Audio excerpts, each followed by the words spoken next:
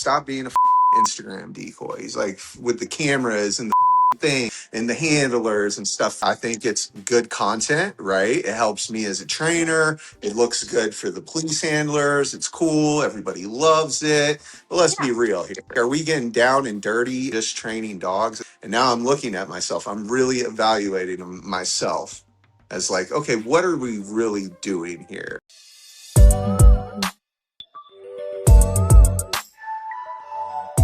So this is Off the Leash Conversations presented by Professional K9.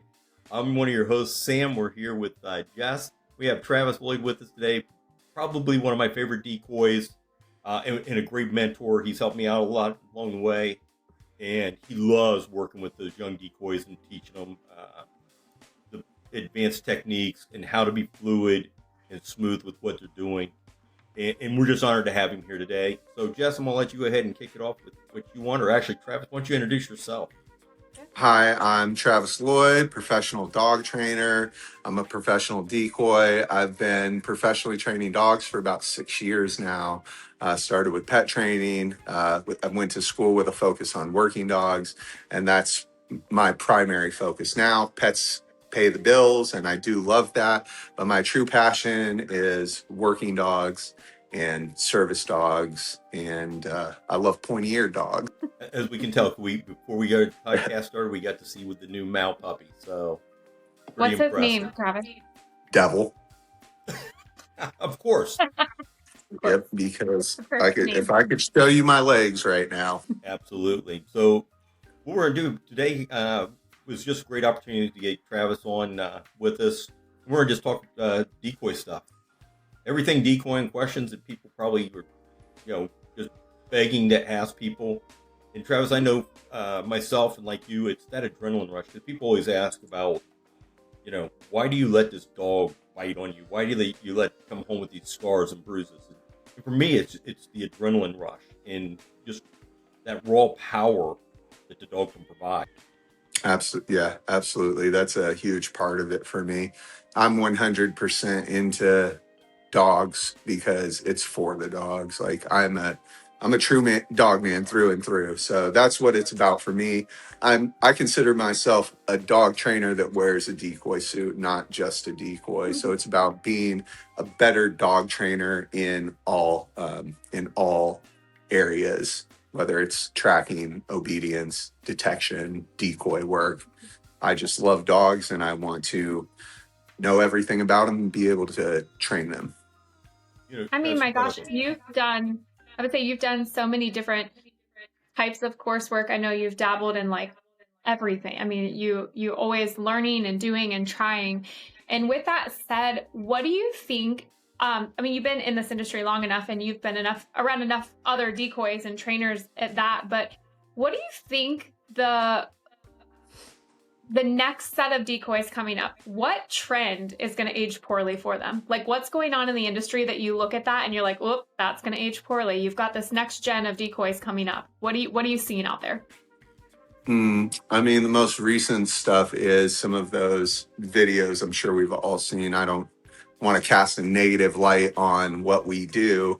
I think that it's not going to age well with some of the sport things that I've been seeing recently. That's not going to go over well for any of us. And then honestly, the outdated police decoy work, that's on its way out.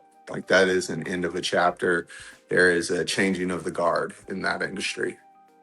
Are you happy to see it? I mean, you've been doing this for so long, and I think outsider perspective, like when you first got in this industry and doing it, you probably, you kind of go along, you have all these mentors along the way, but sitting where you are now, are you kind of happy to see some of that go by the wayside and see something new come about? Yeah, totally. 100%. I'm glad to be a part of the change. I have guys come down here and they do what they've always done, and they do it because it's a passing of the torch of honestly outdated practices. We just kind of do it because we've always done, and that's not going to cut it anymore. Like you have to be able to tell me why you're doing it, show me that it's working, explain yourself, articulate why this training is going on. So yeah, I'm super happy to see it leaving. some of the guys come and like the proof is in the pudding. Well, the dog doesn't out. Okay, cool story. Let me see the dog. I'll have it spin this thing out lickety split. And I do. And guys' mouths drop. They're like, holy crap, this dog hasn't outed in forever. And I got it spitting the toy out in like a matter of minutes. And I'm not I'm not some top tier decoy that knows everything. These are actually relatively simple concepts. So simple. And it's like for us with trainers' eyes, we see it and we say like, I can't believe we're still just turning e-collars all the way up and going over this over trying to get these dogs to out. And they bring it to the civilian guy with tattoos and I'm just the dog's just spitting these things out with slip lead. Right. Yeah. And Travis, you kind of keyed on two huge things for me because I come out of the law enforcement world. For decoying, I don't decoy a lot of PSA or Schützen or IPG or any of the sporting events. But the evolution, and especially for me, what I've tried to bring to the table is that real world scenario. The decoy standing in the middle of the field and the handler turning the dog loose, gets a bite, outs the dog, sends it back to him. Well, how many times do you see that in the real world, right? What we're trying to do is really teach that dog to make decisions. Is, hey, I just bailed out of a cruiser. There's 3 people standing here. Who's the threat? Or they go into a building and people are sitting down not being, and I've seen you do it with one of yours, is people are being somewhat civil. They're not being non-compliant. How do we train that dog to decide what the threat is? And I think that's that next evolution that you're talking about in the law enforcement training is letting the dog to have some control and decision-making processes. And I think it's making the dogs a better tool for the handlers and for the department. Yeah, that's the changing of the guard. Like dogs need obedience, they need control, they need outs, and they need ins, period. Every police dog needs an in, they need an out, and they need control. And the other piece that you picked up on that I think that when I'm working with younger decoys, that I try to express to them is the K9 handlers to handle. These guys are not dog trainers, or at least the majority of them aren't. Most of the time when you're working with a K9 handler, they're not really a trainer. As a decoy, you need to be part of that training. You need to be able to articulate what the bite feels like. Is it, is the dog getting a full mouth on the bite? Is it chewy? Is it being a typewriter? When you want the dog to out because that's a bad bite. Well, I don't want to sit there and let the dog continue to chew on a bad bite. Let's get him out and basically create that drive, right? Well, what does that look like? So when you're talking about these things, what body language are you guys looking for as a decoy that can tell you whether the dog is actively thinking or if they're just reacting? Like, what does that look like? What's the one thing that you guys, and sometimes not even just a one thing, but what is the thing that you're looking for to tell you whether they're actively thinking or? I want the dog vigilant to the decoy. I want him staring through my soul, right? That's what I want. I want an active dog that learns how to activate a civil person. That for me, an operant dog is a thinking dog, a dog that knows that I can push this with forward aggression, no matter what it is. I can make this thing move. I can make this thing run. I can make this thing hurt. I can make this thing fear me. Like that is what I want to see in a dog. I want to see intensity. I want to see a level of severity in the bite. Those are the things that I look for. I don't want to see a dog that's looking back at the handler when the decoy is in front of him. I don't want the dog doing this, right? Looking back all the time. I don't want a dog that I'm in front of them and the dog's just going, oh, I don't really kind of want to be here. And then the handler's going, come on, watch him. And we're cheerleading him into this. Or the decoys running around, clacking sticks and cracking whips and stuff. That's not what I like to see. So can you tell with... Oh, sorry. Go ahead. No, I was going to say, and Travis, you've probably seen this. And as a decoy when I'm standing there in front of the dog and I'm not actively trying to initiate contact of any kind.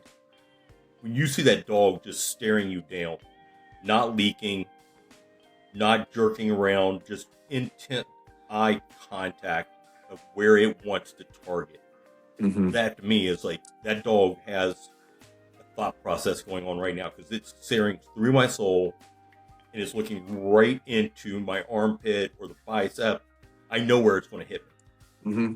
The eyes are the first punch, right? The dog's eyes, Yep. that's the first punch thrown, right? If like like Mike Tyson going in a fight, he's not averting his eyes at all. As soon as that person glances down, he won, right? That I want to see that dog. I want to see that dog that's Mike Tyson. Right. Yeah. Oh, perfect analogy. Yes. Yeah, go ahead, now, Jeff. can you, in those moments, like, okay, so you're on the field, you're in the ring, you're doing whatever we're doing here in the context of decoy work because it's very vast, but can you tell in those moments whether the dog is working from genetics, stress, training, conflict? Like, can you tell how that dog is operating in those moments when you're seeing that physicality? Yeah, and what's interesting is like sometimes they layer onto each other. You can have this dog with all this genetic potential that's biting like an absolute monster that is Mike Tyson, but there's all of this conflict there too. But that dog, he's dealing with that conflict and sometimes very well, right? And they're dealing with it in a way that may not be that may not necessarily be bad. I would call it kind of a champagne problem when I see a dog like that maybe has very strong genetics, but there's some conflict going on. I'm talking about a dog that will like really has outing problems, right? Like he's just not letting go. And do you find that some of these dogs are so addicted to the conflict versus actually enjoying the work that they're doing? Or do you find that it's a pretty even balance? I think I see a lot of dogs that really like the work. They're just so conflicted in what's going on. It's a little heartbreaking when I see it. Like, man, this dog really wants to be in it, but they really don't know if they want to be in it or out of it. It's like this such a bipolar relationship where we're telling you, yeah, Stellan, out. And it's like the dog just gets so conflicted with that. Right. And how do you manage that? Like, how do you even take that a step back to figure out that dynamic? Like, what do you do to manage that? I go through some troubleshooting to see where the conflict is. I usually start backwards. I put it on the back tie. Sometimes it's with the word. Sometimes it's with the word out. Sometimes it's with the precursor where you're like, Cujo out. As soon as they hear Cujo, that dog's. "Rah." I can have the handler approach. I can see if it's the handler conflict where if I'm working the dog at a distance, when the handler comes in, if the dog starts to crab out to one direction, soon as the handler comes, they're trying to look over their shoulder. I can tell you if it's a conflict with a choke off, touching the collar, if it's conflict with a back tie. I just had a dog here. I'm trying to figure it out. First thing I do now is shut a dog up, like no prey barking. I think that quiets the mind. No matter what's going on, that's a very quick go-to for me. That was with this dog. I was like, well, first thing, we're not going to let her bark like that. And I started paying her for the quiet, right? And then I started using slip pressure for the out. It was always name out. So I stopped saying the name and just started saying the out. There was still some stuff there. I was like, okay, what is it? And I was like, let's take her off the back tie. I wonder if it's conflict between a back tie, because you can see that a lot. People don't think about it. These dogs are in boxes, they're on back ties, and that's where a lot of stress comes from. So as soon as they get put into that contextually, you can start to see, like, that is one of my troubleshooting. Let's take this dog off the back tie. Let's get this hand. Oh, excuse me. let's get this handler on a 10-foot leash instead of a 6-foot leash, so it's not decoy dog handler all on top of each other. Right. That makes sense. That makes a So lot of sense. And both of I you just have go through. Go ahead. Sorry, Jess. I just go through a checklist. I just go down a checklist, and there's a checklist for there's a contingency for everything, and you just start going through them. So, Travis, when you're going through your checklist, and for me, I've kind of shifted my training theory. Is I'm not a big believer in especially on the law enforcement side. I know a lot of people love the prey bark, right? And the problem with that for me is the handlers don't recognize the difference between a prey bark and just the dog leaking.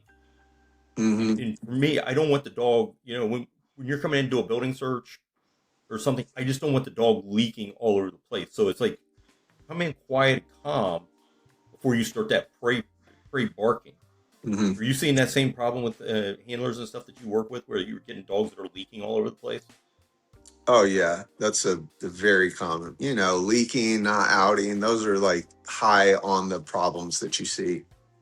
I feel like though, whenever I get the opportunity, because I don't decoy, full transparency. I love to watch you guys work, and I love to understand the process of what you're doing, and like the work on both sides, that handler, dog, decoy, all of it just has to flow so perfectly. But there's some level of badassery when a handler can walk up confident as hell, their dog is confident, and everyone's just calm, cool, collected, and quiet. There's something like that to me screams louder than the dog who gets out of the car and you can hear him from a fucking mile down the road just carrying on. Like that to me is like a huge turnoff. You're like, yeah, okay. Yeah, I know there's this big rift between sport and police work, and this is just an analogy, but I cannot have a dog coming up to the field acting like that when I have a 45-minute routine to go on. There's no way we're going to be able to complete that. So for police dogs, for them to come up to a search or whatever, that is just an expenditure of energy that we need for the mission, right? So yeah. I can't stand that. And personally, with prey barking in general, I'm totally out on prey barking for police dogs. And that's since I've been, learning more about the bark fence and things like that. Now I'm really obsessed with barking. For police dogs, I don't do prey barking. And there's always an exception where it's easy to get a dog to start in prey.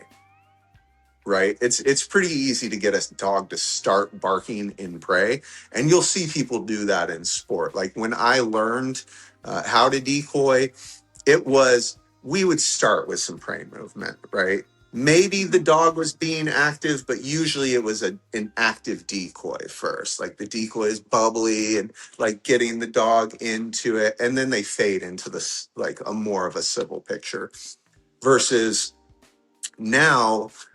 For police dogs, I try to totally skip that. There's a couple of dogs, right? Even when we put them on the fence, we have to get them started with some prey and some misses just to get, the blood flowing. Typically now I don't like to see prey barking. And it's an uphill battle with police dogs, honestly. We only have so many days out of the month to work on these things. Yeah, and Travis, with the police industry in general, and this goes back to tracking, apprehension, narcotics, whatever, any kind of scent work, is a lot of times what I see is we fall into this routine is, okay, we have training, we're going to be at this building. It's the same building we've been at for the last 10 training sessions, and we're going to have 5 cruisers out there, 5 dogs. We're going to go, everybody in order. Dogs are going to go in, do their scent work. And then we're going to do a track. And then we're going to come back and do some scent work. Maybe run a second track. Then we're going to do some apprehension work. And the dogs themselves fall into that same routine as like, oh, this isn't real world. We're just doing a training day. And you can see it in the dog's posture, just like you do in the handlers. is the dogs don't have that same intensity. Mm-hmm. Yeah, they want to play the game, but for them, it's like, oh, seen this before. And I really try to get guys now to mix it up. Don't do it in the same order. Do it in different places. You want to really see a dog respond differently? Roll into your apprehension with the woo-woos going and a little bit higher rate of speed, and watch what the dog does when it comes out of the cruiser, because now it's like, oh, is this real or are we still playing? Right. You know, I don't know if that makes sense in your world, but in what we do, it's just a matter of trying to mix things up and give them different pictures.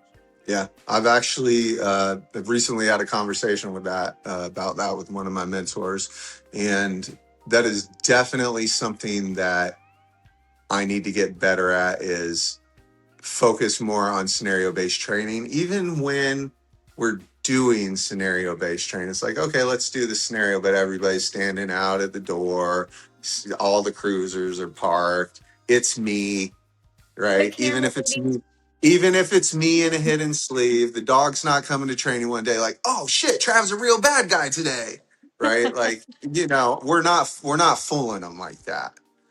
So today, if you're listening,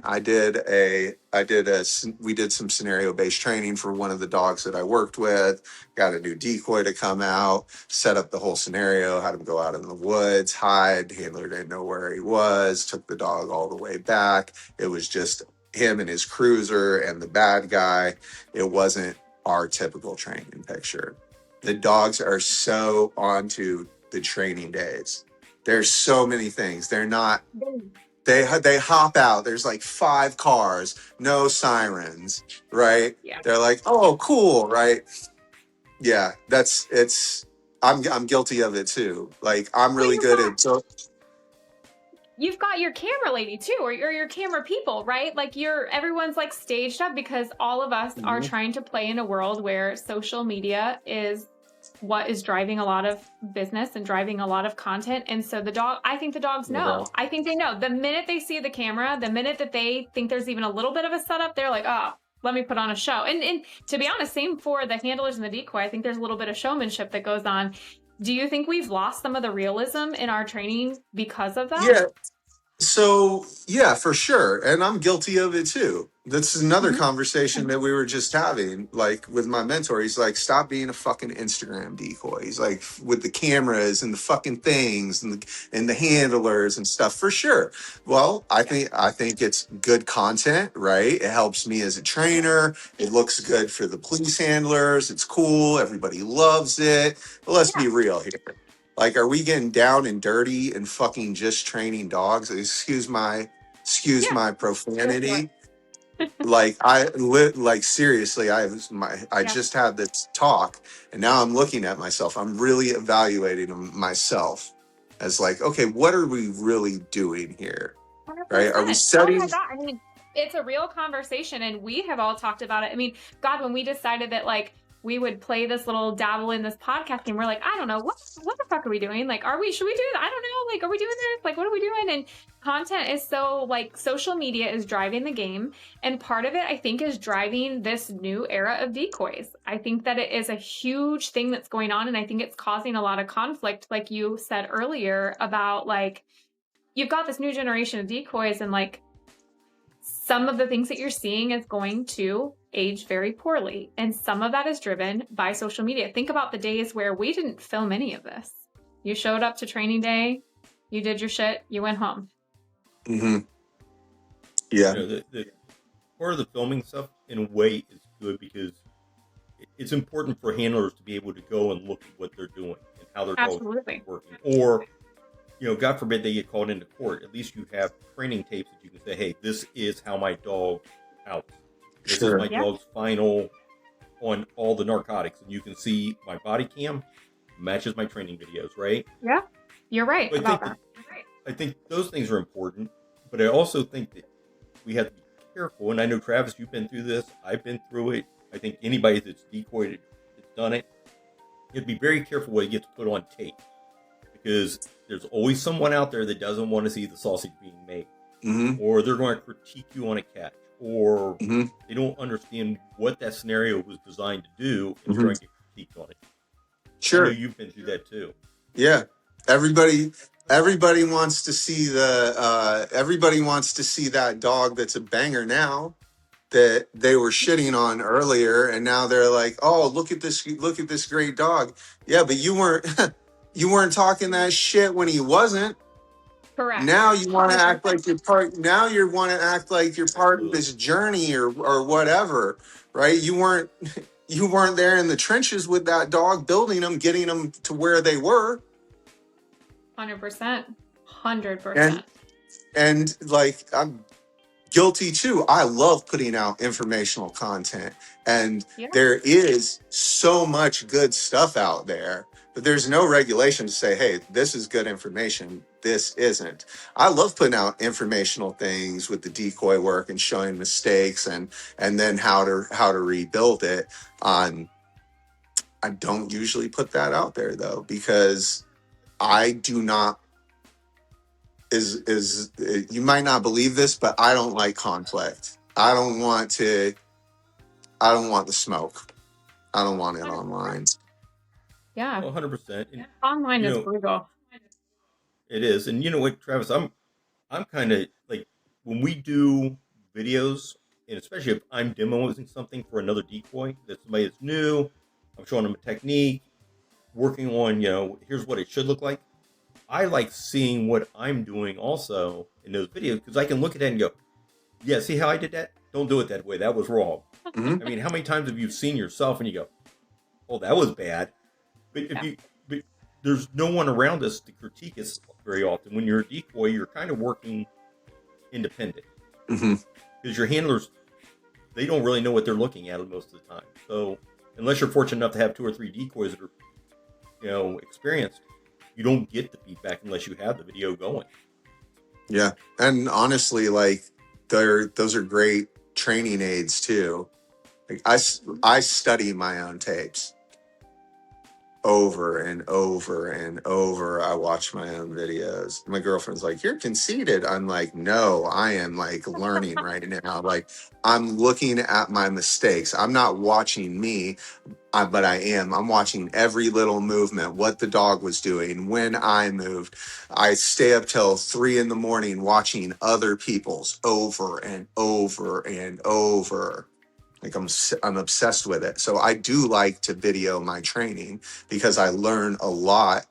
In my head, I think that I'm like, I think I'm like Josh Kirby out there with like the best decoy work ever. And then I rewatch the tape and I look like fucking Zach George in a decoy suit. And I'm like, oh my God, that's not how I think I looked. Well, okay. So both of you have caught a lot of dogs. Okay. So this is a twofold question then. So what does a confident dog feel like versus a dog who is truly insecure and they're just kind of pretending to be confident and they're kind of in that conflict? But then on the other side of that, what does a confident decoy look like? A true confident decoy versus a decoy that's like, I'm just here because I got suckered and now I'm in it. I'll start because Travis has got way more experience in this from an LE standpoint and sporting world. But honestly, when I go out there, I'm not sure that I've got that confidence now, to be honest with you. Every time I walk out there and it's a new K9, especially one I've never worked with before, there's always a little thing in the back of my head. It's like, okay, let me walk through the steps. How am I going to be fluid? What are we doing? Where do I want to catch him?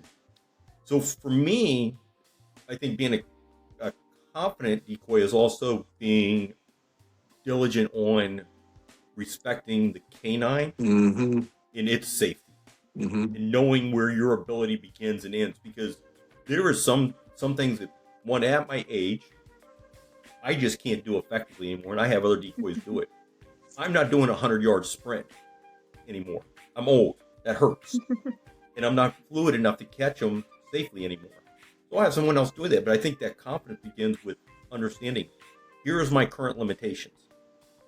Don't exceed them. Work within yourself. I mean, that's for me. Yeah. For me, I like to see a decoy that's calm, right? And they're focusing on their mechanics, so an unconfident decoy is usually a less experienced decoy.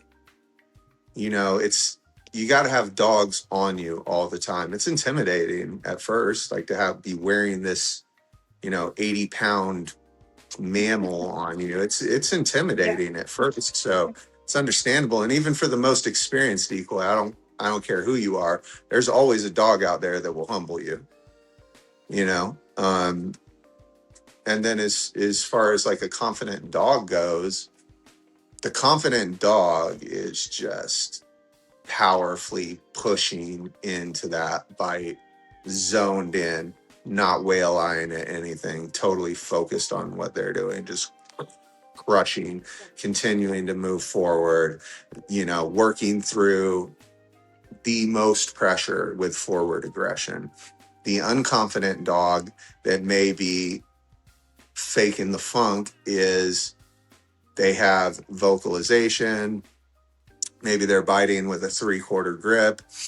Maybe they're overly thrashy, pulling, depending on genetics. That can be, I usually correlate that with some sort of nerve. Dogs that pull can't improve their grips. Dogs that push always have an opportunity to. I'm looking for the opportunistic dog that's just hammering. That's What's the most chaotic experience you've ever had decoying? Like, tell me a story. Like, what's the most chaotic thing that you look back on? And in the moment, it probably was not funny, but looking back on it now, you're like, holy cow, how did I survive? Oh, man. There's probably a million. No.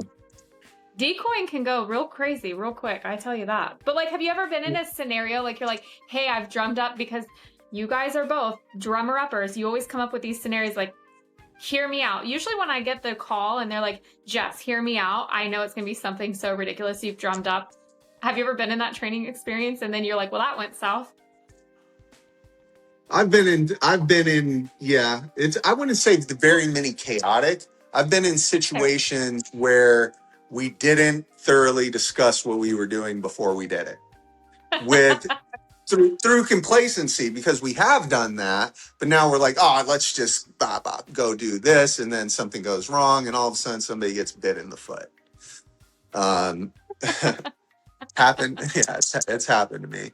I don't think there's been a whole lot of chaotic situations. I was really fortunate to pretty quickly. I started learning from an IGP helper, and then I was linked up with tier 1 sport trainer, and then of course into working with Stan Bro and Eric Good and all those guys. Like, I was really fortunate. My path was pretty linear. That's awesome. Yeah, I think for me, and I'm kind of like Travis, it's not so much things go chaos, it's that complacency, which goes back to, we have a scenario that we've done 15 times.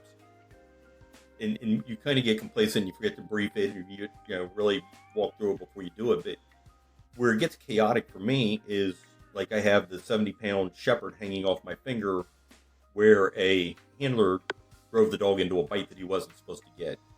And the next thing you know, you got the dog hanging off your hand. And then every handler that's around there is wanting to help. And it's like, okay, let's not help. Get the dog out and get my finger out of its mouth. Okay. That's when things start to get chaotic. Okay, you're talking chaotic like that. I got a really good one. All right, so I was in Florida. Yeah, I was in Florida helping Eric Good with the bark fence. And I'm not really help. I'm just there to learn and get bit. But so I'm there and helping. So we get to the point where we're working on team neutrality and decoy neutrality, and I'm one of the decoys behind the fence, and you've all seen it, where the dog barks and tracks the civil person, and they're going in between the decoy's legs, and we're throwing toys at them. Well, we are at this stage of the training. There's 3 panels, one in the middle, 2 on each side. I'm on the right side, and the dog's doing great. He's barking at the decoy in the middle, tracking to the left, barking through the legs. Well, he moves right on the right side of me, and the dog's barking on the right side of me. He's doing good. He's barking, barking, barking. Well, the decoy runs for him to track him, and the dog is just going banging off my leg. He's not moving around. He's just going, whoo, and he gets frustrated and just goes whack and grabs my foot, like grabs onto it. And I'm like, I took it like a G. I was like, Oh my gosh. get your fucking dog off me. And this kid, man, oh my God, everybody's frantic, nobody's calm except me and Eric. And I'm like, get the dog off me. So he's lifting him up. He's grabbing him by the prong collar. I'm like, get him by the fucking dominant. He's like, he's not wearing a dominant. So I'm like, grab his fucking flat collar. He's lifting him up. I'm like, choke. I'm like, who has a brake bar? Nobody's got a fucking brake bar. Kid's lifting him up to choke him. And I think it was Eric, somebody's coming over with something to gag the dog. He sets the dog down. Wham! Back on my foot again. That was the worst recent one. And then they're like, crazy. They're like, oh my God, is it bad? Is it bad? I was like, yeah, it was fucking terrible. That dog's grip should have been way better. Spoken like a true decoy. Yeah. But you know what? And you work with a lot of younger decoys and trying to get them to understand it. You're going to have a time where you're going to have a real bite. Mm-hmm. I don't think it's a matter of if. It's a when's it going to happen to you. Yeah. And it's just part of the hazard of doing the job, right? Mm-hmm. And it's usually, I've been bit a couple times because of handlers, right? Like loose handlers, they're letting the dog, I'm like, drag in, it's so loose, the dog gets behind you or something. I had another guy, dog's on the box, and he's like trying to help the dog target my left bicep because he's going lower, and he pulls him over, and I get bit in the chest, things like that. And then a lot of times these decoys, a lot of times young decoys or inexperienced decoys are getting bit because they're moving a lot here. And the thing I always see with a lot of police decoys is after they're done getting bit, they go like this. They lift their hands up. It's like the dog always is jumping for them. Maybe not always, but watch. Just go to a training group. Just go to a training group. Dog's flying up at him. They're pulling the dog down. He's flipping onto his back. I mean, I can paint the picture for anybody that's been in police training, and they have seen that. And I've had it happen to me where, especially early on, where the handler would get an out, and I would immediately throw my arms in the air and start to back out. Mm-hmm. And that's on me. That's my fault. Mm-hmm. That's but it's a lesson learned, right? Mm-hmm. That's another sign of a confident decoy. Like, I really don't give the dog anything when they bite me. I don't freak out at all when I get bit here. Not at all. I'm like, get him off me. They're like, are you okay? I'm like, yeah, just get him off. I'm not wiggling or anything. I can stop the dog from biting my hand. Most of them, I can, until the handler can lift them off or something. But I don't give the dogs a lot of big reactions. They're jumping up and tagging me in the chest, and like it's okay for me. I know I'm protected. I know what I have to do to train that dog. Right? I'm still training this dog. I know you're the same way, Sam. Absolutely. I've taken a live bite and finished the training session before getting medical attention multiple times. Oh yeah, the one handler that drove his K9 into my bite using the e-collar has this thing cranked up to like 72 and trying to get the dog to recall. And of course, as soon as the dog rounds me to recall, he hits this thing and is yelling at the dog. The dog just gets the piss knocked out of it on the e-collar, so it thinks I kicked. So he came right straight up my arm after me. Mm-hmm. And he's got a mouthful of hand and finger, and people are freaking out, and I just kind of kneeled down to where I'm not having him hanging on me because I wanted to get the weight off, and I'm like, hey, can somebody come get your dog, please? Mm-hmm. And then everybody's freaking out, and I'm like, just give me some 4x4 pads and we're fine. I'll get a stitch, stitch it up on the way home. We got to finish up the day. It's not a big deal. And those incidents I look at as lessons learned now, where I would have moved past it before. I've just been like, oh, I just got bit. Well, now that I'm smarter and more experienced, before we come in, hey guys, you got your breaker bars. Here's a dominant dog collar. Have this on your dog. Everybody have your breaker bar. Does anybody have scissors? I saw a dog get wound up on its choke collar, on its dominant. It scared the shit out of us. And people are scrambling for a knife or scissors. And now I'm like, hey, dominants, break bars, scissors. We're going to do lessons learned from those and prevent that again.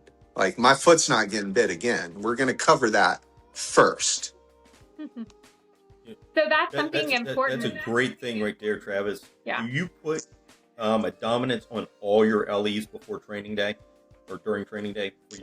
Not all of the ones that I work with on a regular basis. Okay. And then quite a few of them that I work with on a regular basis, but for a new group, for sure. I did, like last time I had a couple guys come out here I hadn't worked with before, 2 dogs I hadn't worked with, and I didn't put one on them, and it went okay. It went okay. I didn't get hurt or anything. But again, I said, okay, this is why we do this stuff. We're going to put the dominant on the dog. It would have been better training, not necessarily for safety. It just would have been for clarity. The dog would have outed cleaner. I could have stopped the re-grips. He had a prong collar on. That's not going to work. That's not good training for a lift off or trying to get the dog from not biting you. It's activating the dog even more. So that's what happened last training. Right. And now it's just, I have dominance. I bring them with me to all of the decoy stuff. I have an extra sleeve out in case somebody needs to take cover, right? Like, feed that dog a sleeve if he starts coming for you. Things like that you learn along the way. Yeah, those are all lessons learned. Well, Travis, I want to let you wrap it up. I have one more question, and then I want you to close it out with what you want the decoy world to know. What do you hope that the next generation of decoys does differently? What do you hope for the future? I hope that the new decoys go through a comprehensive school with a competent professional, and those competent professionals in that school should be identified, right? It should be an industry standard. And I have recommendations already that I'd say, hey, I think they should every decoy should hit this school first. So I'd like to see that happen. Repeat that question again so I can regain my train of thought. You did great. Yeah, no, you did great. I just want to know what you think the next generation of decoys should do differently. Okay, yeah, I got it. So everybody should go to a school, have a competent instructor and mentor. There should be a time criteria for you. You need to do this. This isn't something we can go on a 6-week course and say, hey, you guys are good decoys, right? There should be, and I think every department should have a competent training decoy with good equipment, good modern equipment, up to industry standards. Take care of your guys. Stop putting them in these 1980s oversized bite suits. Get Decoy from Kirby K9. The shit has a shelf life on it. You need to replace it. Stop being cheap. This will save you money in the long run. Decoys, you always put the dog first. Out of everything, you do not hurt that dog. There has to be an emphasis put on dog and decoy safety, right? Absolutely. These dogs are expensive. They don't have health care. I don't know of any departments that actually carry insurance on their dogs. These dogs are expensive. Sport dogs are expensive. Hundreds of thousands of dollars these people invest into their dogs. It is your job to keep a dog safe. Whether you're building them or testing them, you have to keep that dog safe. Do not injure the dog. Don't get hurt. Advocate for yourself. Stop letting the dog chew on your knee for 5 minutes and then go limping home.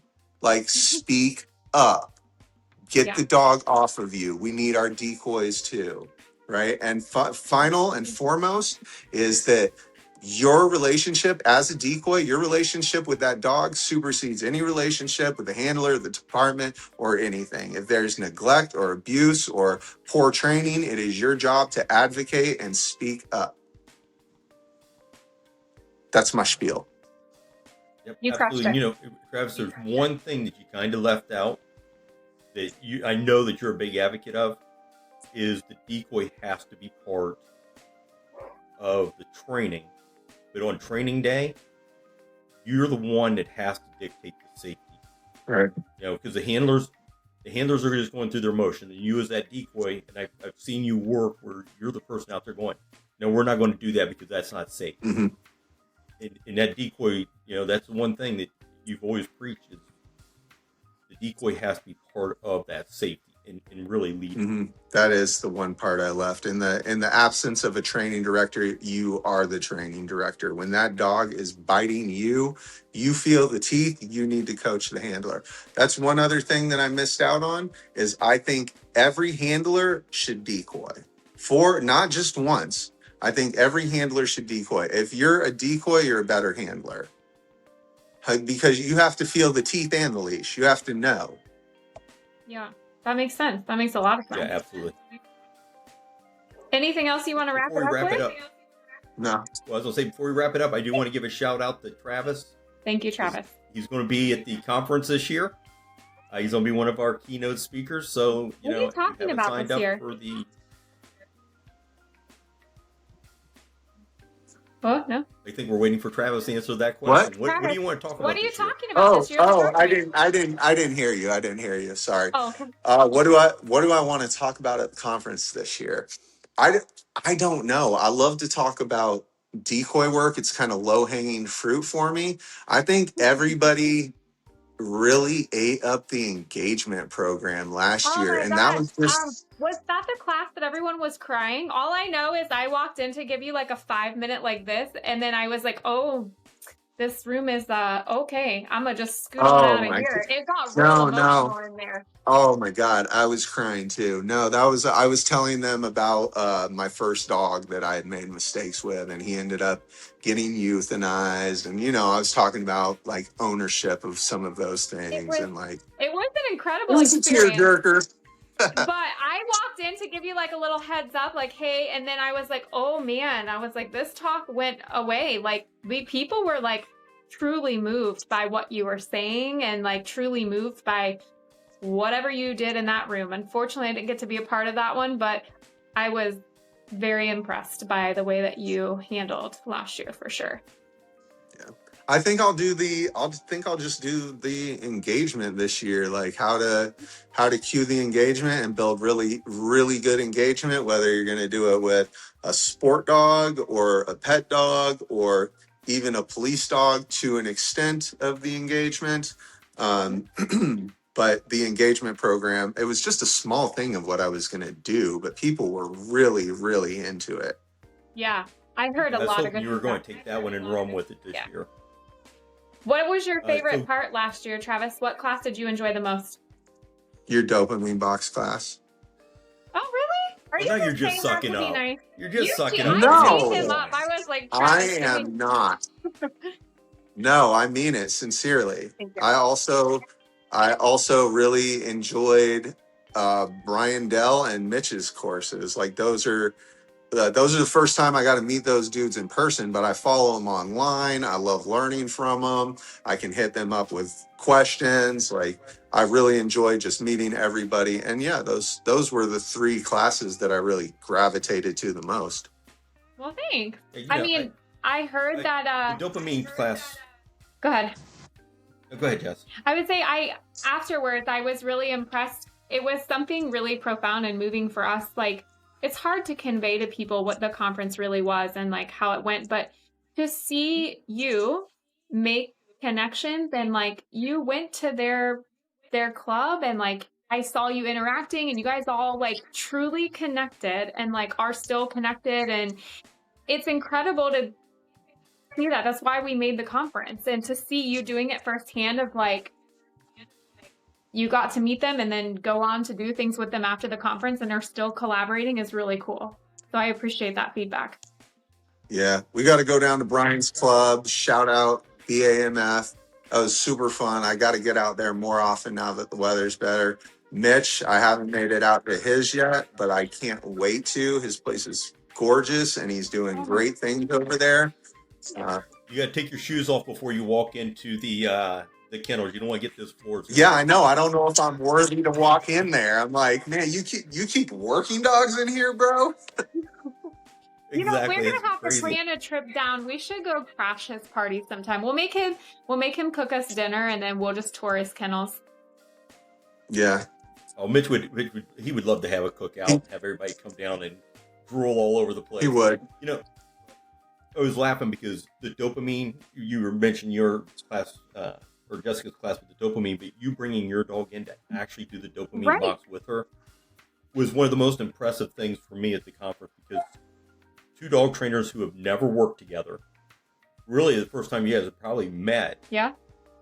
And you do a collaboration and it goes flawless. And Travis wasn't even in the room when you were going through the theory part. Mm. And literally just walked through the theory just like he had taught himself. Yep. To me, that's true professionalism. And then, moving things around on the fly with Mitch and you and Dell to get people in bite suits and let them, take some bites and stuff. That was a fun collaboration to watch. So, anybody that hasn't been to the conference, I hope you guys see the video and you see what Travis did here. Come out, visit, pick up all the knowledge you can. We got Mitch Christensen, we got Brian Dell, we got Travis Lloyd, all great decoys, run incredible clubs. They'll be there to answer questions. And I know they all love being mentors. So, Travis, it's a privilege to have you on the show. Thanks for being with us today. I know that you were busy, but it was really good having you. It was great being here. Thanks again for reaching out. You guys are awesome, like so awesome. What a breath of fresh air in the industry. You're always so nice and supportive of everybody. Every time I see you guys, you nothing but love. I freaking love you guys. You are awesome. Thank you. Thank you. Thank you. Thanks, Travis.